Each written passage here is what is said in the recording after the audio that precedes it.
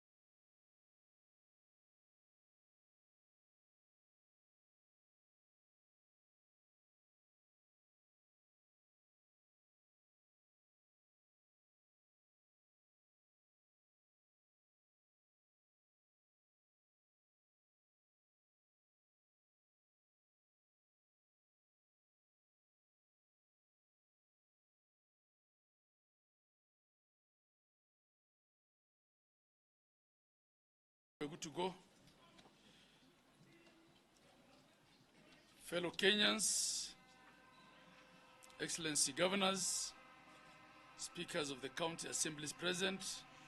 I'm told the Speaker of Machakos County is here. I'm also told that the Senate is represented. Majority and minority leaders present. Members of the Fourth Estate. On behalf of the Council of Governors, COG, I am pleased to deliver the 12th State of Devolution Address, SODA. This address comes as we enter the last financial year of the third cycle of devolution. 13 years after the inception of the pioneer county governments provides an opportune moment for us to candidly reflect on the impacts the devolved system of governance has had on service delivery and socio-economic development. This address will focus on the strides that devolved sectors have made in the financial year 2025-2026. It will also highlight challenges that devolution continues to experience while proposing practical recommendations capable of strengthening devolved governments in the next phase.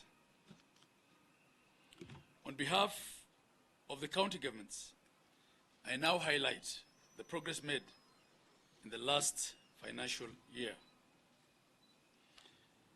Dear Kenyans, in the agriculture and livestock sector, according to the Economic Survey 2026, the sector's contribution to gross domestic product GDP increased from 24.5 in 2024 to 23, increased from 22.4 in 2024 to 23.2 in 2025, while the value of agricultural output rose from Kenya shillings 3.64 trillion to Kenya shillings 4.07 trillion. Agriculture, as you all know, is a fully devolved function. Through consistent investments by every county government, growth was driven by strong performance across several agricultural value chains, although some subsectors continue to face structural challenges. Horticulture retained its position as Kenya's leading agricultural export, generating 216.5 billion in earnings, up from 203.6 billion in 2024. Coffee recorded remarkable growth, with export earnings increasing from Kenya shillings 38.4 billion to Kenya shillings 52.1 billion due to favorable global prices.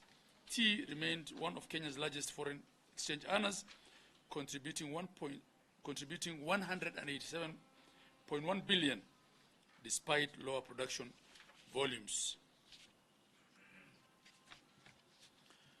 Food crop production also improved, with paddy rice output increasing from 169,300 tons to 180,100 tons, and maize deliveries rising slightly to 178,000 tons, supporting national food security. Milk production exceeded 1 billion liters, rising from 909 million liters in 2024 to 1.01 billion liters in 2025, supported by improved rainfall and enhanced pasture and water availability. Cotton production also rebounded significantly, increasing from 6,200 tons to 8,800 tons, contributing to the revival of the textile and apparel industry. However, wheat deliveries declined from 294,300 tons to 240,600 tons, while sugarcane deliveries fell sharply from 9.4 million tons to 7.1 million tons, highlighting continued dependence on imports and the need for greater investment in productivity, processing infrastructure, and farmer support. All reporting counties implemented animal vaccination programs reaching approximately 4.17 million animals and strengthening disease control, livestock productivity, and household resilience, particularly in pastoral and mixed farming areas. Artificial insemination services were implemented by a majority of the counties, recording 59,594 inseminations, while many also procured semen to support genetic improvement programs. Fertilizer procurement reached 272,816 bags, which were repackaged and distributed to more than 305,000 farmers. Many counties distributed maize seeds, avocado seedlings, coffee seedlings, and fingerlings, reflecting increasing diversification towards commercial agriculture, aquaculture, and income-generating value chains. Most reporting counties invested in irrigation infrastructure, developing substantial water storage capacity and irrigation potential, while directly supporting more than 97,000 farmers. Counties also promoted fodder production, covering over 34,000 hectares and producing more than 7.4 million tons of fodder for nearly 88,300 beneficiaries. Agriculture training centers, ATCs, operating in most reporting counties, trained approximately 102,000 farmers, while agricultural mechanization centers expanded access to farm machinery, including a new 144 tractors. Counties also reported 213 cold chain facilities, helping reduce post-harvest losses and improve produce quality. Livestock infrastructure development included the distribution of breeding stock and poultry support through procurement of over 232,000 chicks. Although investment in cattle dips, hay stores, and storage facilities remained relatively limited, indicating areas requiring further investment. In the arid and semi-arid lands and disaster management sector, in the year under review, 79% of counties enacted disaster risk management acts, while 57% operationalized them, demonstrating steady progress in moving from legislation to implementation. Additionally, 62% of counties developed disaster risk management policies, of which 79% were already operational. 83% of counties developed county emergency operational plans to guide coordinated emergency response, evacuation, resource mobilization, and community engagement during disasters. 91% of counties established functional disaster management directorates, and 94% maintaining operational firefighting departments. Counties also demonstrated commitment to disaster financing, with 89% allocating at least 2% of their annual budget to county emergency funds. Fellow Kenyans, in the health services sector, in the financial year 2025-2026, the total county allocation to health increased by 11.7%, rising from 137.57 billion to approximately 154.58 billion. On implementing Social Health Insurance Act (SHIA), and through the support of county governments in publicity and raising awareness, a total of 30.1 million Kenyans have been registered under the Social Health Authority, SHA. As of 20th June 2026, as of 30th June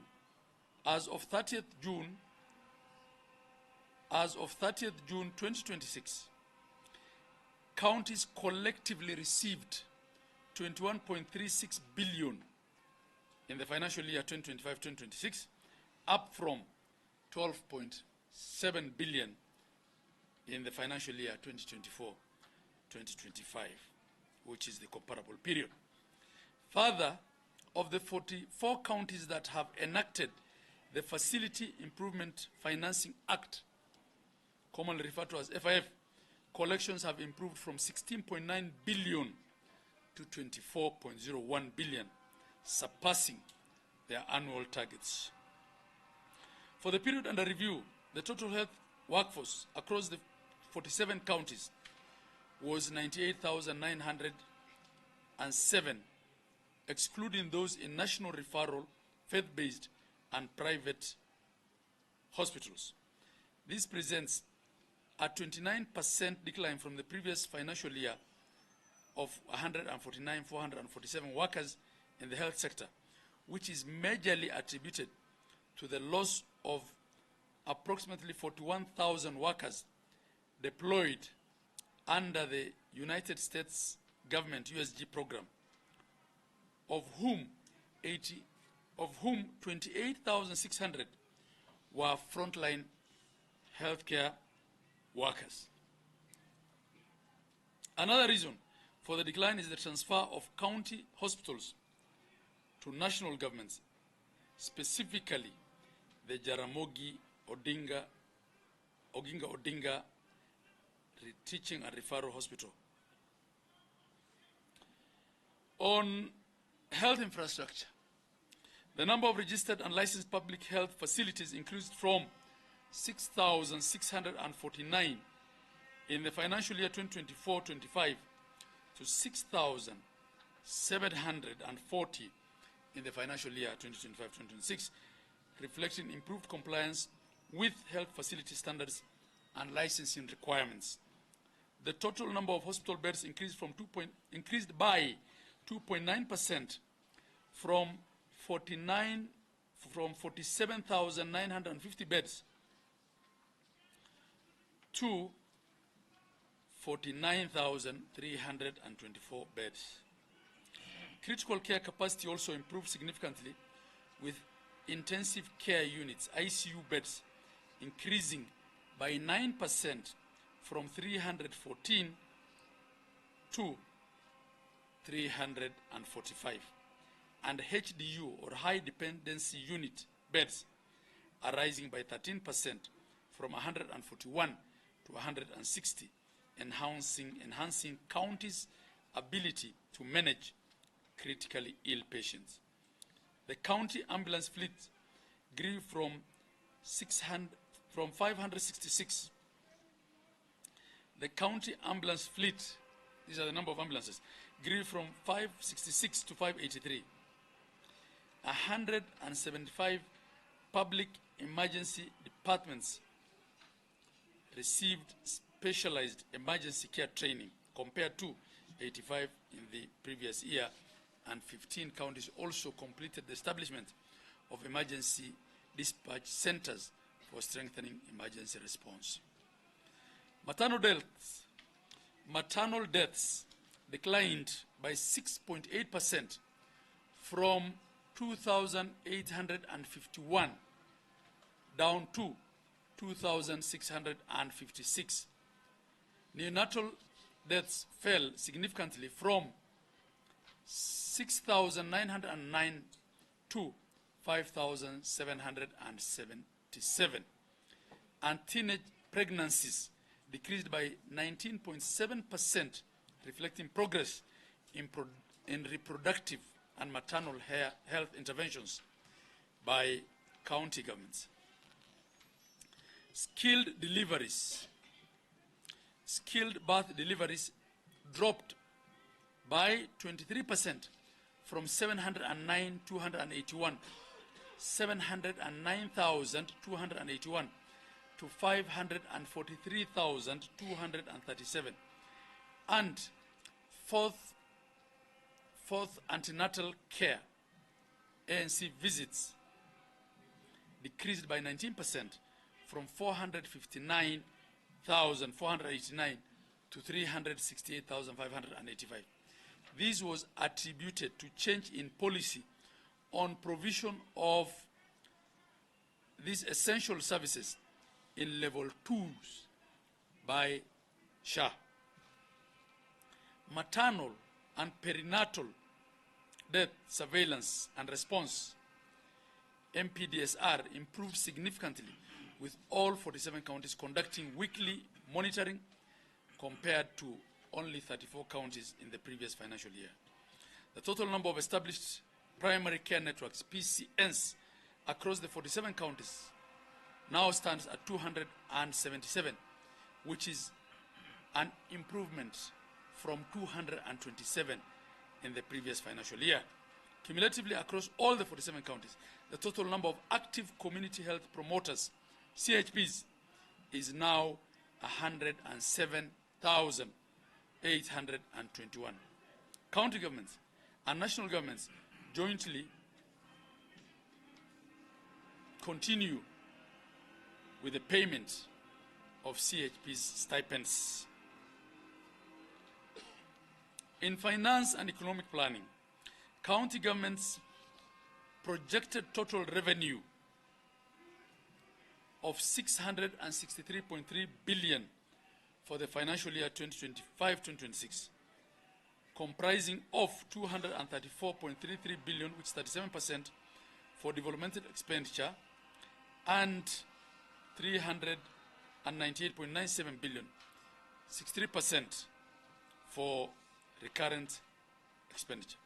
So county governments averaged 37% for development expenditure and 63% for recurrent expenditure, thereby meeting the Public Finance Management Act PFM requirement of allocating at least 30% of the budget to development. Revenue sources included 415 billion in equitable share, Kenya shillings 71.98 billion in additional allocations from the national government and development partners, what is commonly referred to as conditional grants, and 100.13 billion in projected on-source revenues, and also 46.19 billion in unspent balances of funds carried forward from the previous financial year 2024-2025. By the reporting period, counties had received the full equitable share allocation of 415 billion shillings for the financial year 2025-2026, while 36.1 billion, representing 50.3% of additional allocations, had been disbursed for the same period. During the first 9 months of the financial year 2025-2026, counties collected 53.88 billion in on-source revenue, representing 54% of the annual target and a 17% increase compared to the parallel or same period in financial year 2024-2025. Despite improvements in revenue collection, county governments continue to face significant fiscal pressures. Outstanding pending bills stood at cash shillings 106.84 billion as of 31st March 2026, largely due to delays in disbursements of equitable share and additional allocations, as well as shortfalls in achieving projected on-source revenue targets. Dear Kenyans, in the lands, housing and urban development sector, 2 additional counties approved the county special plans, bringing to total of 21 approved county special plans. 11 counties submitted draft county special plans to their county assemblies for approval, while 10 counties were at the situational analysis stage and another 5 at the inception stage. 5 county governments developed and approved valuation roles, particularly within the major urban areas, increasing the number of approved valuation roles from 7 to 12 during the reporting period. In addition, 8 counties have submitted draft valuation roles to their respective county assemblies for approval, while 13 counties are at the situational analysis stage and 14 are at the inception stage. through the European Union and FAO, Food and Agriculture Association funded Digital Land Governance Program, DLGP. 14 counties were supported to develop county land information systems, CLIMS, including the establishment of electronic data management systems, EDMS, cadastre systems, and the digitization of land records. Additionally, County Geographic Information Systems, GIS, officers who underwent geospatial and remote sensing training in the previous year successfully graduated. Complementing these efforts, the COG is developing a web-based geographical information system-enabled open county data portal to support counties in operationalizing the GIS labs and strengthening spatial data management and planning functions. 5 additional municipalities were granted municipal charters, bringing the total number to 123 chartered urban areas, comprising 5 cities and 118 municipalities, while Thika municipality is in the process of attaining city status. Through the Kenya Urban Support Program 2, KUSUP 2, 45 counties are domesticating the Model Urban Areas Financing Bill to establish sustainable financing mechanisms for urban service delivery in line with Section 184 of the Public Finance Management Act, PFM. County governments continue to support the implementation of bottom-up economic transformation agenda, BETTER, and Affordable Housing Act 2024 by partnering with the national government to deliver affordable housing projects. Counties played a key role by providing land for developing and supporting integrated planning to promote sustainable and inclusive housing. To implement Affordable Housing Act, 42 counties established county rural and urban affordable housing committees responsible for developing 5-year and annual housing investment programs. In the transport, infrastructure and energy sector, in the financial year 2025-2026, county governments allocated Kenya shillings 31 billion for road construction, with this allocation going to the construction of 184 kilometers of tarmac roads, 11,888 kilometers of maram roads, and 10,725 kilometers of earth roads. Therefore, the total road network constructed was 22,797 kilometers, an increase of 30% compared to the financial year 2024-2025. Additionally, to enhance pedestrian mobility, county governments reported to have constructed 17.1 kilometers of non-motorized transport NMT. In the financial year 2025-2026, county governments received Kenya shillings 3.6 billion from the Roads Maintenance Levy Fund, RMLF, for road maintenance against an allocation of Kenya shillings 10.52 billion. These funds were used to maintain 4,385.94 kilometers of road across the 47 counties, representing 2.4% of the county road network. Several county governments made significant progress in strengthening road safety governance during the reporting period. A total of 28 counties operationalized county transport and safety committees. In addition, 32 counties implemented a range of road safety initiatives aimed at reducing accidents and improving public awareness. 24 county governments registered 200 public service vehicles, PSVs, SACCOs, 24 county governments registered a total of 200 public service vehicle, PSV, SACCOs, while 26 governments registered 862 border and tuk-tuk SACCOs. Counties continue to increase collaboration with the National Transport and Safety Authority, NTSA, to enhance formalization and registration of the border sector. 37 county governments reported to have machinery which includes graders, excavators, bulldozers, rollers, loaders, and dump trucks that have enhanced road management. According to the data submitted, 19 county governments have all the 6 machinery categories, namely graders, excavators, bulldozers, rollers, loaders, and dump trucks, while 26 county governments reported to have at least 5 of those categories.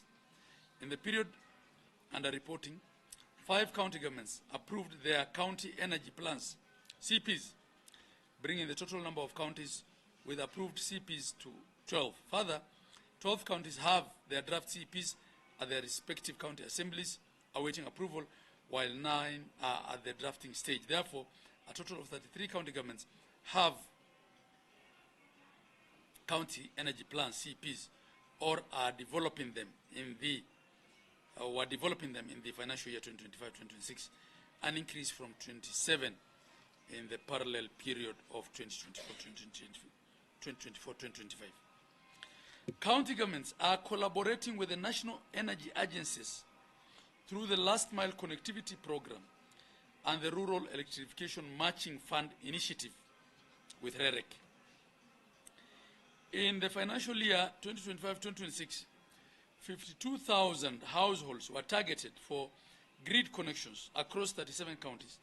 In the financial year 2025-2026, 19 counties solarized 66 public facilities, including dispensaries, hospitals, early childhood development, ECD centers, county offices, as well as markets. 34 counties solarized 185 water schemes. This has enhanced water provision and reduced operational power costs.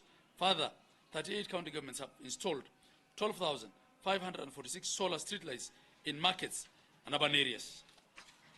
Fellow Kenyans, in the trade, industry, enterprise development, and cooperative sector, at least 25 counties constructed 100 new markets to increase access to trading spaces and stimulate local commerce, while 33 counties rehabilitated and renovated 171 existing markets to improve sanitation, accessibility, safety, and overall trading conditions. In the past 2 financial years, the number of counties that have automated business registration and licensing services remained at 36, while 19 counties implemented electronic unified business permits. This was due to the procedural and lengthy processes of reviewing the relevant county legislation. To address this, all the 47 county governments are now in the process of domesticating the County Uniform Licensing Procedures Act 2024 and its attendant regulations. The number of enterprises issued with trade licenses rose by 19% from 845,411 businesses, reaching a record high of 1,640,000 businesses. This growth reflects positive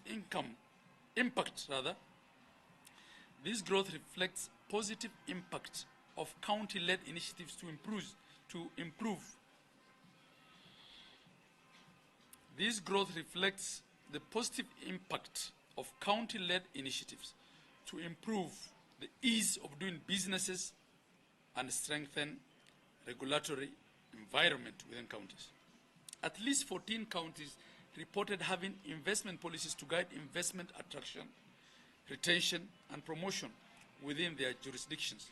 Additionally, 16 counties established county investment units, authorities, boards, and similar arrangements to spearhead investment promotion initiatives and provide investor support services within their counties.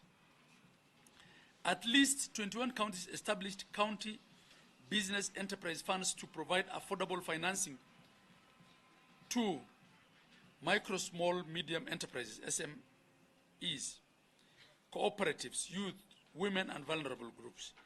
By the end of financial year 2025-2026, a total of 21,864 cooperative societies had been registered, including 1,147 new registrations during the year under review.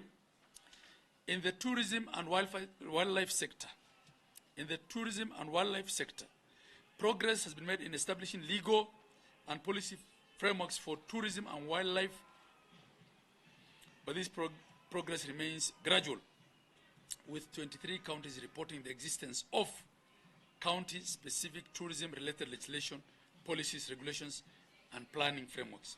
Counties reported significant investments in tourism, enabling infrastructure aimed at improving destination competitiveness.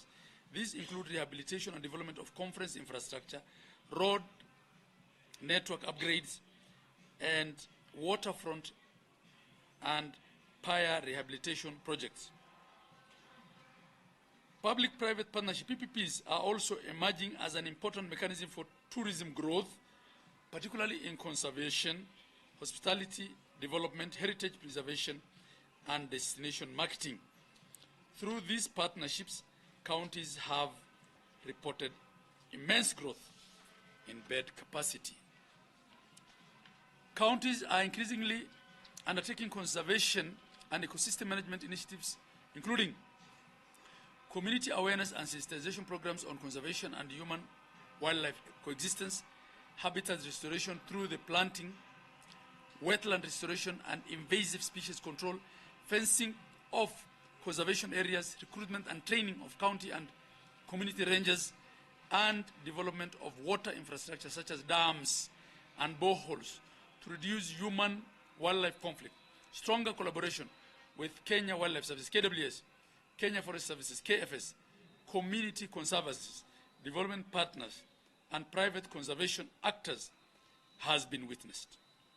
Counties have utilized cultural festivals. Counties have increasingly utilized cultural festivals, investment forums, trade fairs, conferences, and sports events to position themselves as emerging tourism and investment destinations. Sport tourism also emerged as an important component of local tourism, with counties hosting marathons, cycling competitions, motorsport events, and conservation-themed sporting activities to attract both local and international participants.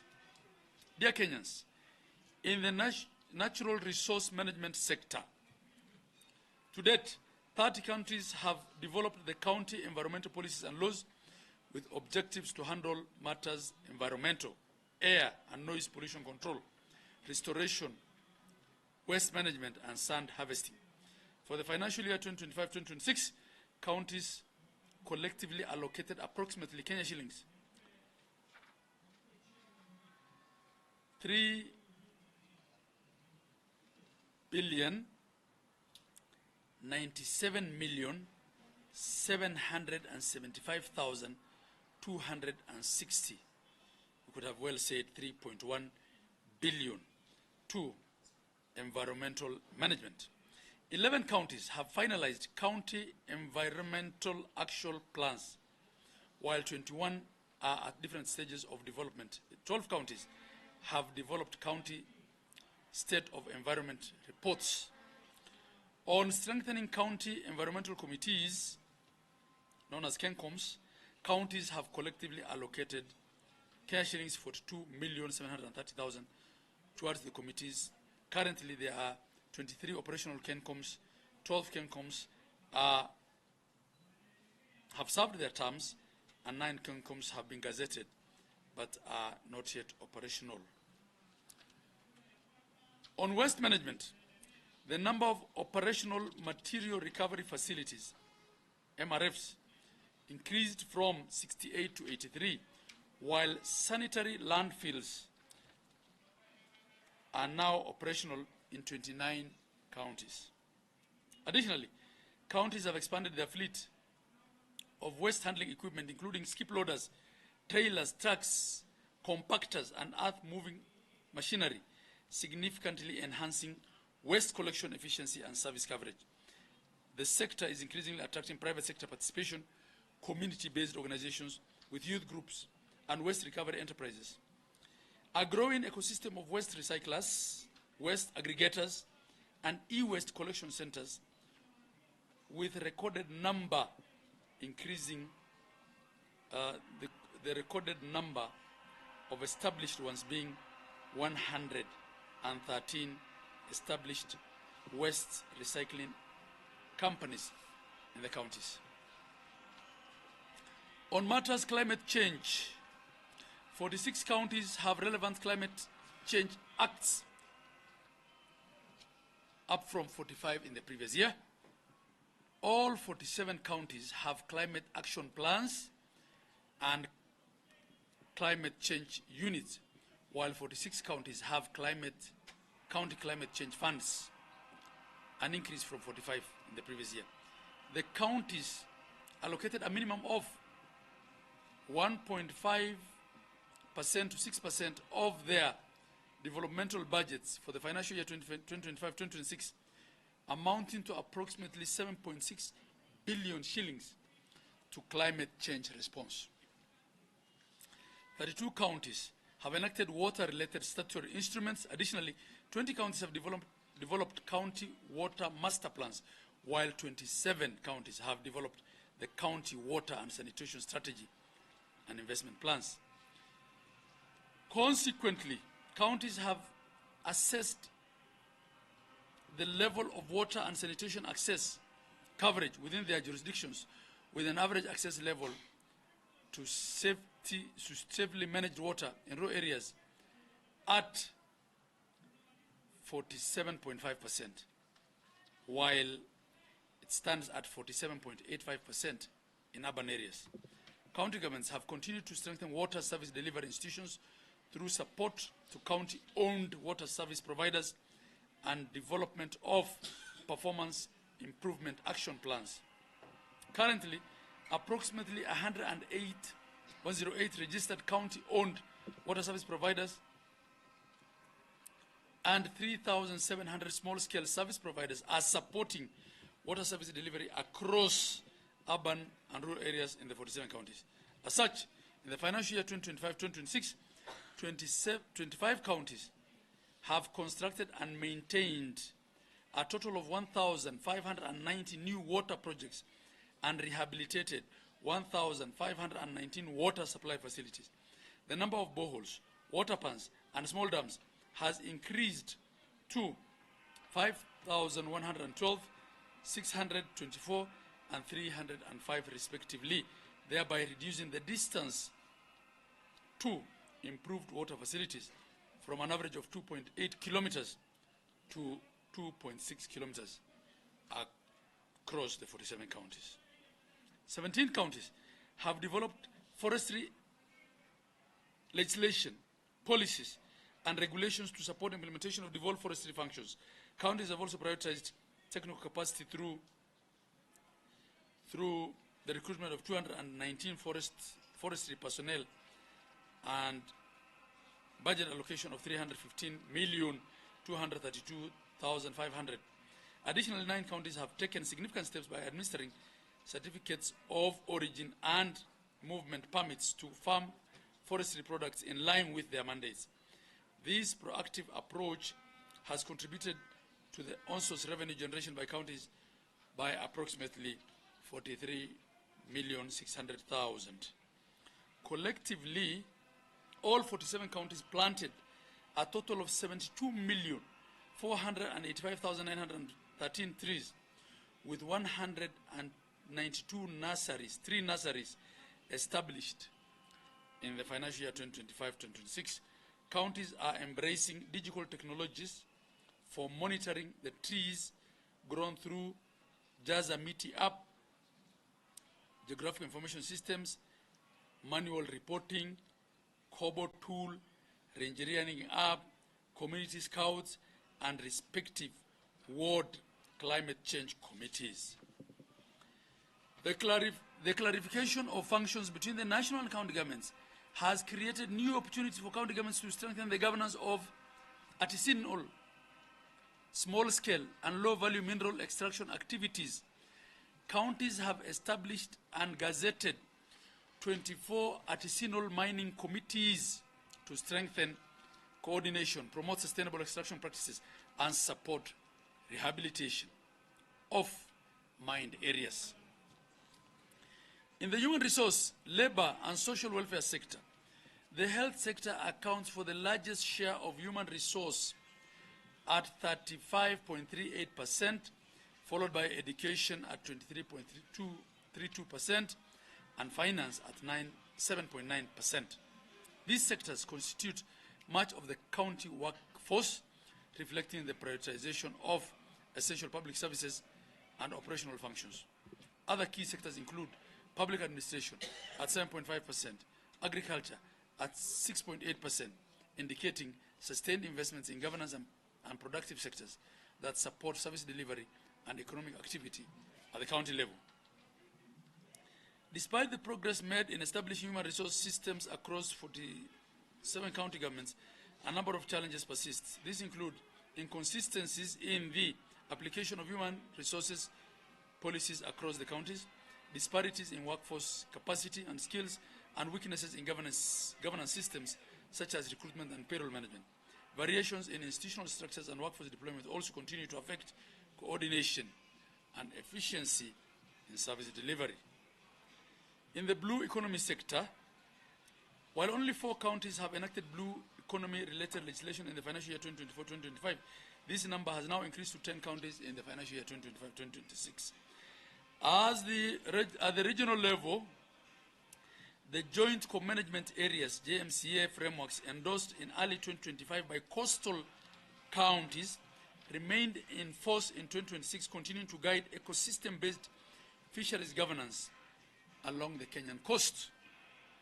The 8 JCMA plans covering 6,300 square kilometers of coastal waters retained their 2025 coverage and continue to serve as the primary mechanism for inter-county coordination on marine conservation.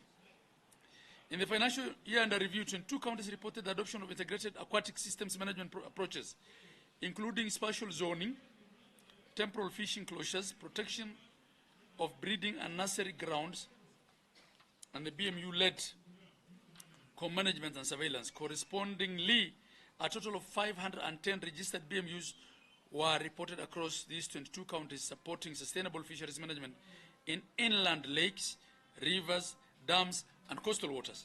In the year under review, counties reported training of 1,866 persons in blue economy-related skills in the areas of maritime transport, fisheries, and aquaculture, an increase from 564 students in the financial year 2024-25, representing more than a threefold increase. Also, counties licensed 34,216 fishers, a slight decline from 38,506 recorded in the year 2024-2025. This adjustment reflects a consolidation phase in licensing, influenced by data validation, enforcement challenges, and mandate overlaps between the county and national institutions, and localized declines reported by some counties. Similarly, the number of licensed fishing vessels, which stood at 13,666 in the financial year 2024-2025, declined to 10,879 in 2026. The reduction mirrors the need for broader consolidation in licensing and reflects heightened regulatory scrutiny, safety compliance requirements, and operational challenges facing fishers. Counties constructed 12 fish markets in the financial year 2025-2026, adding to the 17 markets constructed in the previous year, 2024-2025. While 54 development programs were reported in 2024-2025, in the year 2025-2026, there was a total of 59 fisheries and aquaculture development programs, representing a modest expansion in county-led initiatives and interventions. Fellow Kenyans, in the education sector, on access and equity in pre-primary education, data from the school year 2025 shows that enrollment in pre-primary education in both public and private schools went up by 7.1% to a record 3,121,429 pupils in 2025 school year, compared to 2,914,400,000 in the parallel period in 2024 school year. The current boys enrollment is 1,573,526, while that of girls stands at 1,547,903, with girls accounting for 49.6% of the total enrollment and boys accounting for 50.4%. The increase in enrollment is attributed to increased incentives and investments in pre-primary schools by the county governments. Additionally, there has been an increase in the number of pre-primary schools from 47,669 schools in 2024 to 48,109 schools in 2025. The number of pre-primary teachers employed in the year under review was 81,843, up from 78,101, a slight increase from the previous year. Based on the pupil enrollment data, this translates to a pupil-teacher ratio of 38:1. In terms of financing, cumulatively, county governments allocated approximately 10% of their budgets to the education function. Allocations from county governments remained at a total of 6.8 billion shillings to the pre-primary education function, translating to an average of 3,240 per learner. In a quest to fill the current skills gap in the job market and address unemployment, in the last financial year, there has been a total of 188 vocational training centers,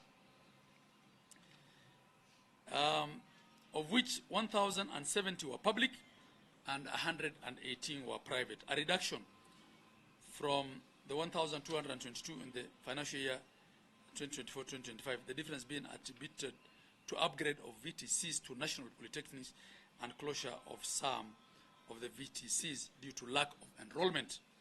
Additionally, the current enrollment stands at 147,680 trainees, 84,692 being male trainees and 62,718 being female trainees. Approximately Kenya shillings 2,382,000,000 shillings was invested in the sector, with Kenya shillings 1,284,000,000 allocated for the construction, rehabilitation, and equipment of the centers. In the gender, youth, sports, culture, and social services sector, in the financial year 2025-2026, county governments collectively allocated an average of Kenya shillings 3.8 billion, up from 1.3 billion in the previous year, towards programs under this sector. A total of 30 counties have operational gender-related laws and policies, while 33 counties have enacted sexually and gender-based violence policies and legislative frameworks. 26 county governments have established women, youth, and persons with disability funds, revolving funds, and economic empowerment funds to facilitate access to grants, affordable credit, business capital, and enterprise support for special interest groups. Counties further implemented a wide range of socio-economic empowerment interventions, including support for income-generating activities through the provision of livestock, salon equipments, tents, chairs, clean cooking, mekos, and other productive assets to organized groups. Additionally, 41 counties have operationalized county gender sector working groups, reflecting a strengthened coordination mechanisms and sustained commitment to advancing gender equality and social inclusion. A total of 35 counties have policies and legislation promoting the rights and inclusion of persons with disabilities, while 28 counties have social protection policies and frameworks in place.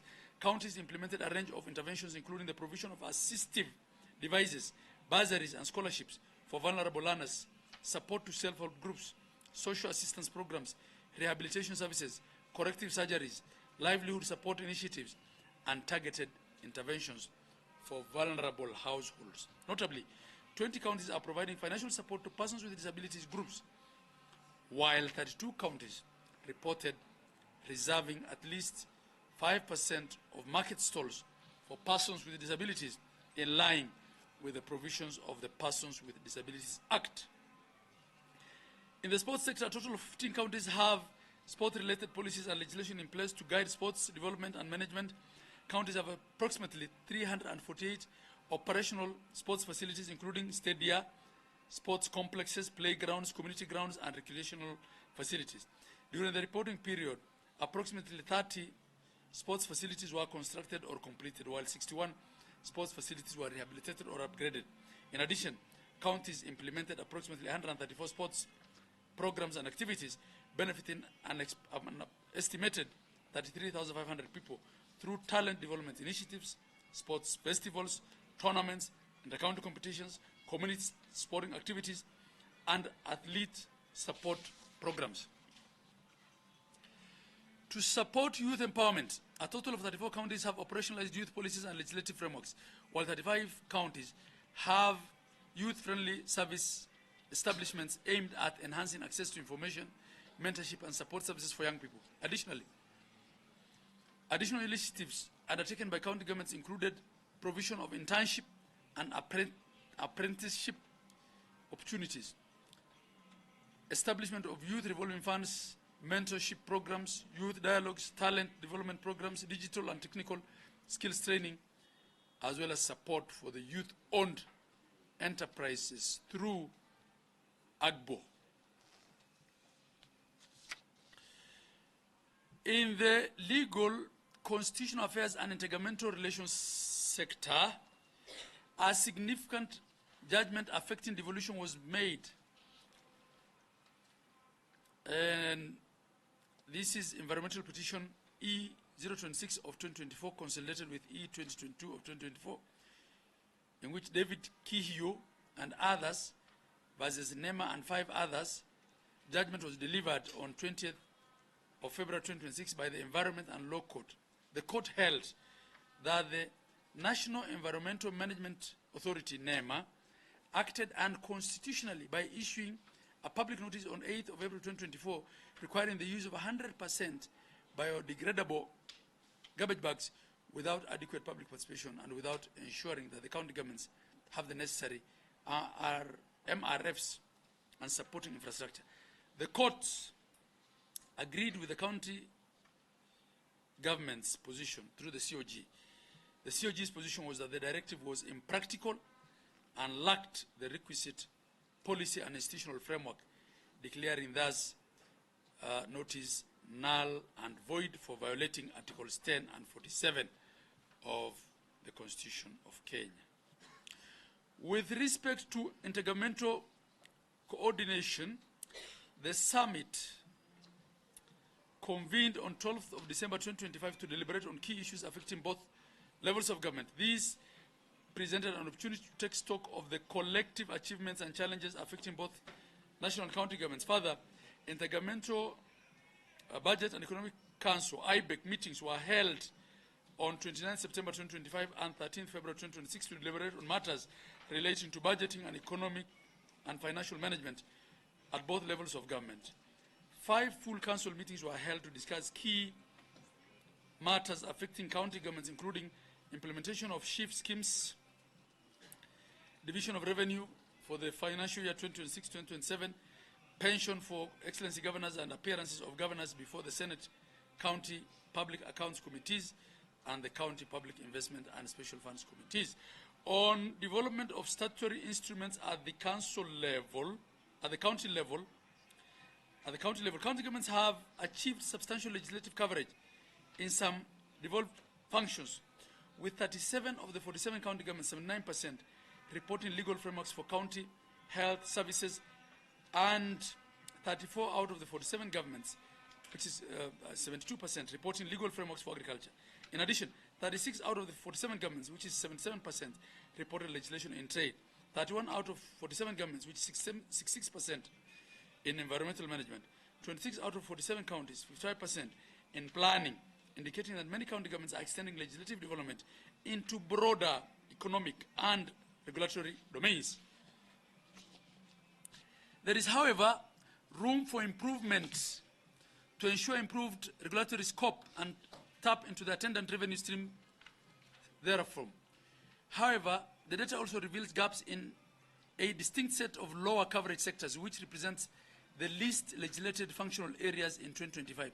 These sectors are control of drugs and pornography, where only 19 out of 47 counties, which 40% reported legislative frameworks, county planning and development, where only 26 out of 47 counties represent 55% reported legislative frameworks, and early childhood development, ECDE, that's pre-primary education, and disaster management, where only 29 out of 47 counties, 62%, reported legislative frameworks. Among these, controls of drugs and harmful substances records the lowest legislative coverage, with fewer than half of the counties reporting frameworks. These places it significantly below the all core service delivery and economic sectors, and signals limited prioritization of this regulatory function by county government legislative agenda. In knowledge sharing and peer-to-peer learning, during the financial year 2025-2026, the Marifa Center strengthened its role as the knowledge sharing and learning hub of the Council of Governors by generating the 9th and 10th editions of the Compendium of County Innovations and Best Practices. In total, Marifa Center documented and published 64 new county success stories during the year under review, up from 31 county success stories in the financial year 2024-2025, significantly expanding the national repository of county knowledge, innovations, and practical learning resources. Additionally, in order to continually highlight the progress of county-led interventions and challenges in devolution, the Council of Governors generated 17 opinion pieces that were published in print media. Dear Kenyans and fellow leaders, devolution remains to be one of Kenya's most transformative agenda governance shifts. Outstanding and selfless service is what is demanded of us leaders by our Constitution. My prayer is our ultimate priority will be to deliver quality, accessible, and affordable services to all Kenyans with the aim of closing the socio-economic divide. Let us not leave our counties the same way that we found them. Every shilling from the equitable share, on-source revenues, and conditional grants must be accounted for through changed lives, improved livelihoods, and prosperity of all Kenyans. I now call on my fellow governors to proceed with delivering the state of county addresses in their respective jurisdictions. A detailed statistical report covering all the sectors I have mentioned, which breaks down the data that I gave county by county, is available. In the long version of this address, you will encounter the success stories from across all the 47 counties. Here is to the continued progress of our 48 governments, the 47 county governments, and the one national government, and to the unity and the prosperity of the Kenyan nation. I thank you, delivered by yours truly, FCP Ahmed Abdullahi, Chair of the Council of Governors. Asanteni, Mungu awabariki.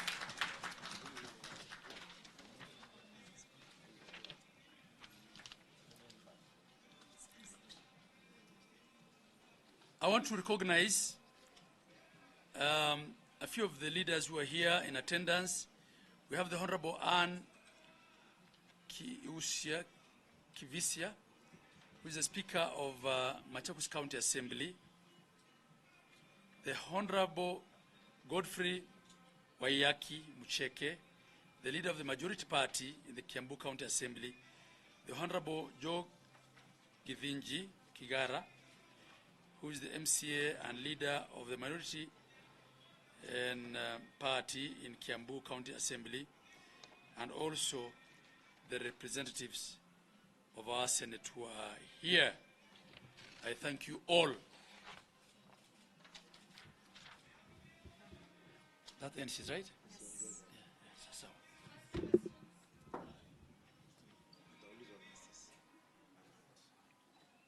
Sawa, uliza tu, hakuna shida. My name is Helen Shikanda from the Nation Media Group. I have two questions. One is, what is the resolution on the ongoing strike that is happening in the country? And then we've been reporting on this strike every other time. And the Health Union Caucus, which comprises of all the health workers, had as a saying that the health function should be moved from the counties to the national government because they feel that the counties are not heeding to their requests or whatever issues that they have. What is your response to this? Thank you. All right, we had a council meeting this morning where we deliberated on these matters. Number one, on UHC, we are all in agreement that UHC staff ought to be permanent and pensionable. And all we are seeking is entrenchment of the funding in perpetuity so that the money is available next year, the other year, and 20 years from now.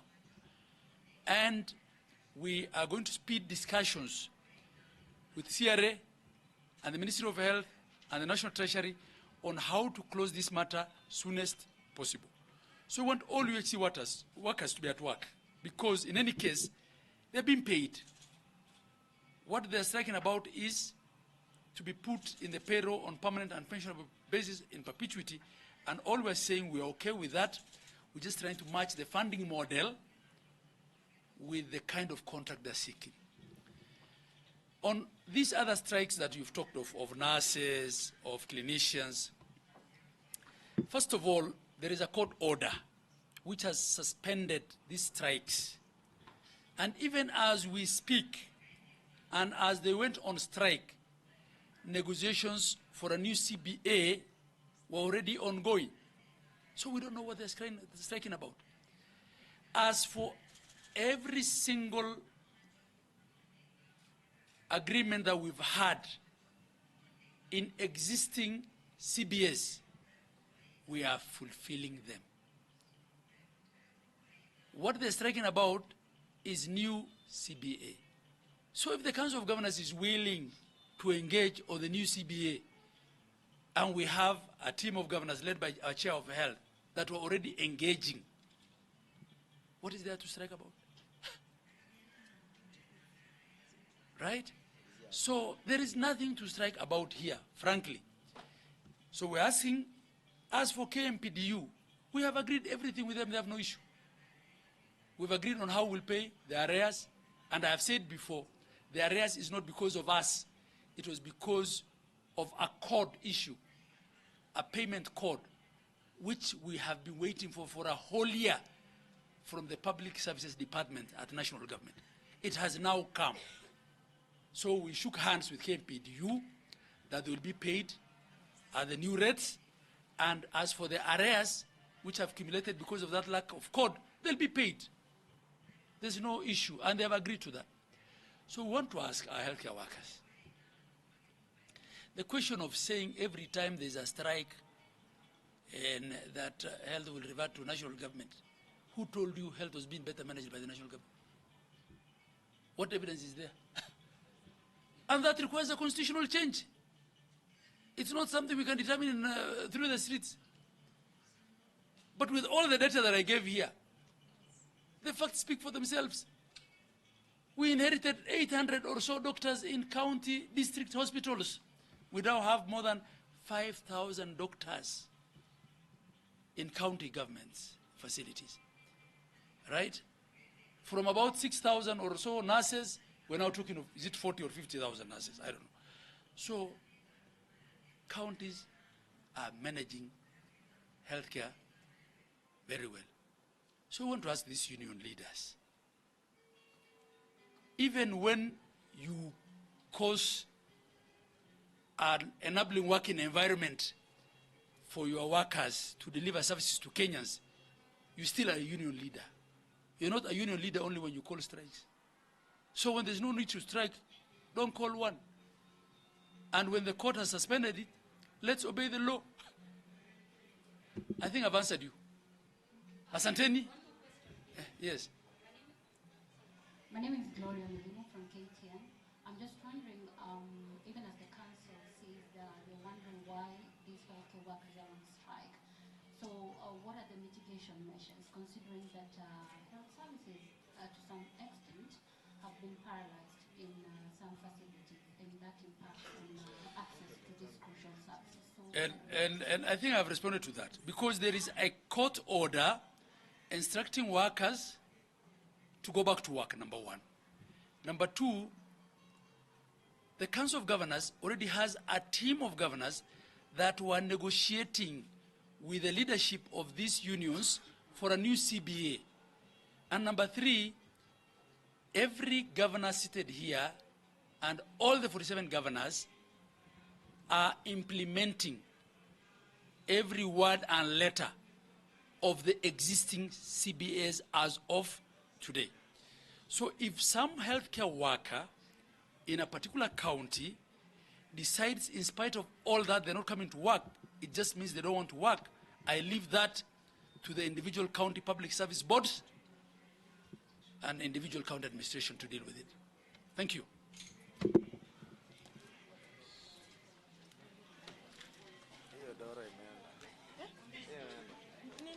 Not Dora.